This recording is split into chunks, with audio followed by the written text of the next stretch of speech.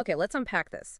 If you're preparing to really understand pharmacology, you, you just have to start here. Hmm. Because almost every major drug class we talk about, from ibuprofen to immunosuppressants, is designed to either manipulate or suppress or even amplify the body's natural defense systems. Exactly. This deep dive is all about mapping those 4 lines of defense that keep you alive. Yeah. You've got the physical barrier, the cellular defenses, the non-specific inflammatory response, and then the specific immune response. Right. If you understand that cascade, you understand the entire context for the drugs. So our mission today is to move past the textbook definitions and really trace the body's defensive journey.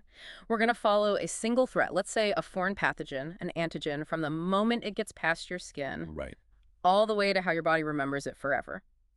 We're looking for those chemical ignition points because that's where medicine steps in. We're tracking the process that maintains homeostasis, Hmm. the process that prevents widespread disease, and it all relies on this really sophisticated, coordinated chemical network. Okay, so let's start with the wall, the first line of defense.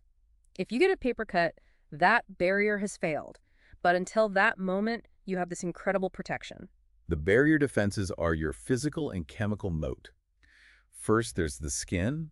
It's a mechanical shield, yes, but it's also a chemical factory. Oh, interesting. Yeah, it secretes destructive substances, and the normal bacterial flora on your skin actually crowd out the bad guys. And what if an invader tries to sneak in through, say, your mouth or your nose? Well, then the mucous membranes are waiting. Those membranes, they line the GI, respiratory, and genitourinary tracts, and they use this sticky mucus to trap the intruders. I'm thinking about the respiratory tract specifically. In your respiratory tract, you have these cilia, which act like tiny brooms. They're in constant sweeping motion, moving anything that's captured up and out, so you can either swallow it or, cough or sneeze it out. And if you do swallow something nasty, there's gastric acid. A very good chance the gastric acid will finish the job. But even if a pathogen passes all these physical hurdles, there's one last sort of genetic security check. Okay. And that's the crucial Major Histocompatibility Complex, or MHC. This is your cellular ID system. Every single cell in your body is genetically programmed to show specific proteins on its surface. We call them HLAs. So it's like a unique password for every cell. Precisely.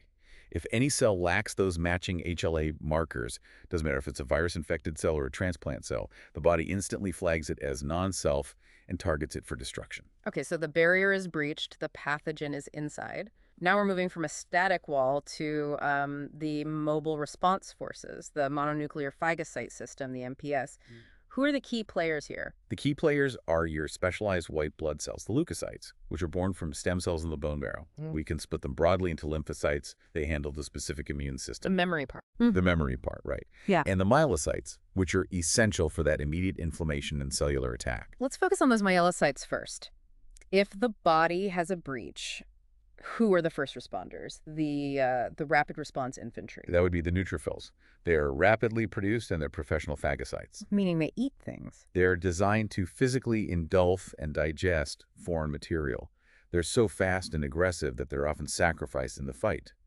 It's actually why pus is mostly just dead neutrophils. And how do they know where to go? How do they get to the exact site of injury so quickly? 2 things. They exhibit diapedesis. That's the ability to squeeze outside the bloodstream and move through tissues. And they follow a chemical breadcrumb trail. It's called chemotaxis. A trail sent out by the injured cells. Exactly. So if neutrophils are the quick, disposable infantry, who's the heavy artillery, and the cleanup crew. That distinction would belong to the monocytes, which mature into macrophages once they move into the tissue. Macrophages are powerful, mature leukocytes. They handle the heavy-duty phagocytosis, clearing away pathogens, debris from dead cells, all the necrotic tissue so that real healing can start. And they can be mobile or fixed, right? Yeah, they can circulate or they can be fixed in tissues. We call those fixed ones things like Kupffer cells in the liver, just waiting strategically. I sometimes struggle to keep track of the dual identities, monocyte versus macrophage and basophil versus mast cell. What's the simple way to think about it? It's mostly about location and maturity. A monocyte becomes mature macrophage when it gets into the tissue. Similarly, basophils are the circulating cells, but when they settle down and become fixed in tissues, especially the GI tract, lungs, and skin, we call them mast cells. And the mast cells are critical because they're basically little chemical grenades. Absolutely essential. They are packed with crucial mediators like histamine and heparin, and they're the immediate local trigger for the next phase. the inflammatory response. Which brings us to that third line of defense, inflammation. This is the universal, non-specific alarm system. It doesn't matter if the intruder is a tiny splinter or a massive bacterial colony. And what's fascinating here is that the entire cascade is ignited by one single chemical factor released when a cell is injured. It's called Hageman factor. Factor 12, the ignition switch. The ignition switch. Once Hageman factor is activated, it launches three interconnected cascades. There's clotting, plasmin dissolution, but for our purposes, the most relevant here is the kinin system. And the star of the kinin system is bradykinin. It is. Once bradykinin is formed, things accelerate fast. Its immediate effects are local vasodilation and increased capillary permeability. It just floods the area with blood, oxygen, and defense cells. Wait a second. If the inflammatory response is nonspecific, doesn't that cause a lot of collateral damage to healthy tissue? Why evolve a system that's, well, so destructive? That's a great question. Yeah. And it's a necessary trade-off. It's highly effective, but yes, it's destructive. The body does try to moderate it, though. Bradykinin also triggers the release of arachidonic acid, which is the precursor for a powerful class of local hormones called autocoids. Prostaglandins, leukotrienes, thromboxanes. These autocoids are there to fine-tune, to moderate, or even block the reaction. And here's where the chemistry translates directly to what we see clinically. Bradykinin also stimulates nerve endings, which causes pain. If we look at the 4 cardinal signs of inflammation, they map perfectly to these chemicals. They have the direct chemical report card, Yeah. Kaler, that's heat and rubor redness. Both are the result of vasodilation increasing blood flow. Okay. Then tumor, or swelling, is caused by that increased capillary permeability, allowing fluid to leak into the tissues. And finally, dolor, or pain, which is the activation of nerve endings by both bradykinin and histamine. So every symptom we treat with common drugs is just one of these 4 chemical consequences. When we use NSAIDs, for instance, we're targeting the downstream effects of those autocoids to reduce pain and swelling. Exactly. And let's not forget fever. Active neutrophils release a natural pyrogen that travels to the hypothalamus and basically resets your body's thermostat to a higher setting. This brings up an important point of, well, clinical controversy. If the body is intentionally raising the temperature, isn't that part of the defense strategy? It is. A higher temperature acts as a key catalyst for both inflammatory and immune responses. It speeds them up, makes them more effective. So when we aggressively treat that fever with medication, we risk decreasing the overall efficiency of the body's natural fight. And there's more to it, right? The fatigue, the sleepiness. Yeah, you also see autocoids like leukotrienes working in the brain, inducing slow-wave sleep to conserve energy for the fight. The whole package of symptoms, fever, pain, fatigue, is designed to force you to rest and fight. So if the nonspecific alarm system can't clear the threat, the body escalates. It goes to its most sophisticated targeted defense. The 4th line, the immune response. Right. This is where memory and specificity come in, all mediated by the lymphocytes. We're moving from that non-specific defense to a truly adaptive attack, which involves your T cells and B cells. Let's think of T cells as the direct action special forces. They handle cell-mediated immunity. And within that T cell unit, you have the effector or cytotoxic T cells, the assassins. That's a good way to put it. They are aggressive against any cell virus-invaded cells, cancer cells, foreign transplanted tissue. And they do this by releasing powerful chemical signals called cytokines. Okay. Those cytokines either destroy the foreign cell directly or they mark it for a phagocyte to come and destroy it. And then you have the regulators, the helper T cells or CD4 cells. They're the generals, right? Stimulating everyone else to be more aggressive. And just as important are the suppressor T cells, or CD8 cells. They act as the immune system's thermostat. Once the threat is contained, they slow the reaction down to prevent unnecessary collateral damage. They maintain that crucial balance. And if those suppressor T cells fail? That's when you start running into autoimmune issues. That makes the system really clear. T cells are direct attack. B cells are more like the intelligence and weapons manufacturing wing. Humoral immunity. Spot on. B cells are programmed to identify one specific foreign protein and antigen. When they meet that antigen, they divide and differentiate into 2 things.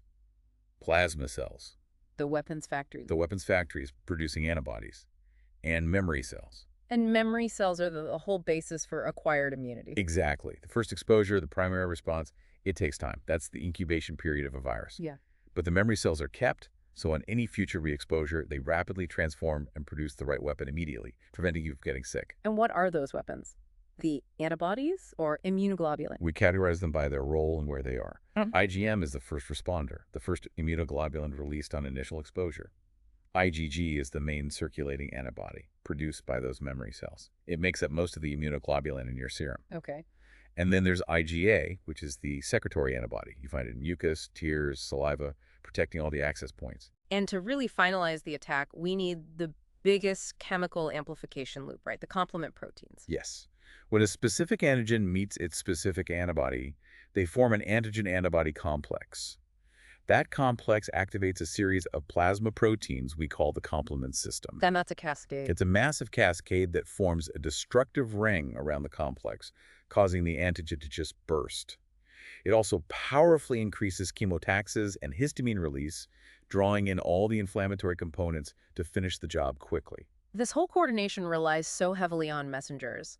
What are the key communication chemicals besides the kinins we already mentioned? Well, we have interferons, which are released by virus-invaded cells. Their job is to block viral replication and suppress malignant cell growth in nearby cells. Then you have the interleukins. IL-1 and IL-2 are crucial cytokines. And they influence almost every cell type, don't they? They do. IL-1 stimulates both T and B cells. It's a general booster. IL-2 is the accelerator. It dramatically increases the activity of T cells, B cells, and natural killer cells. And like we said before, they also help induce slow-wave sleep. What about TNF?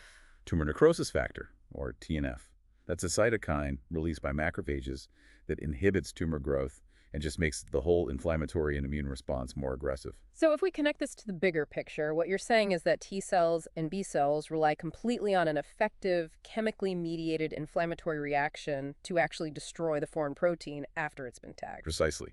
The balance of helper and suppressor T cells, aided by all these chemical messengers, regulates the intensity of the entire process. So what does this all mean when the system malfunctions? When the system fails or is misdirected? That's when we see major issues that require us to intervene with pharmacology. Take neoplasms.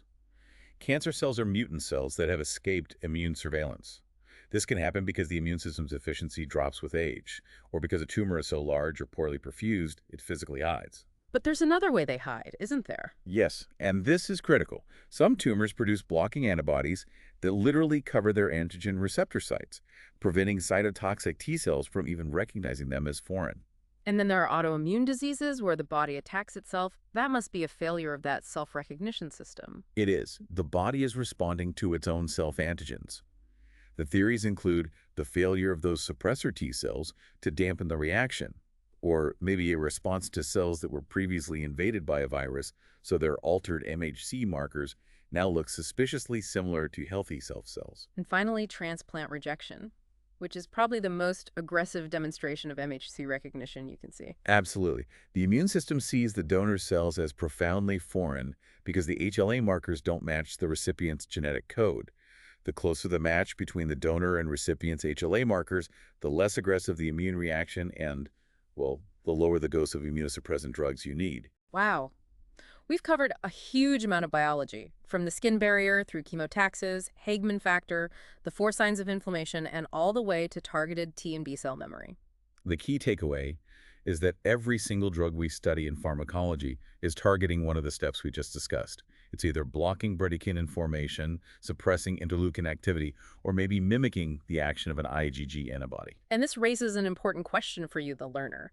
Given the body's optimized chemical architecture, where fever is a catalyst for efficiency and pain is an alert mechanism, how much do modern clinical practices, which aggressively treat symptoms like fever and pain, risk counteracting the body's natural response to invasion? Where is that balance between comfort and biological efficiency? Something to mull over as you see these drugs put into practice. Thank you for joining us for this essential chapter breakdown. We'll catch you on the next deep dive.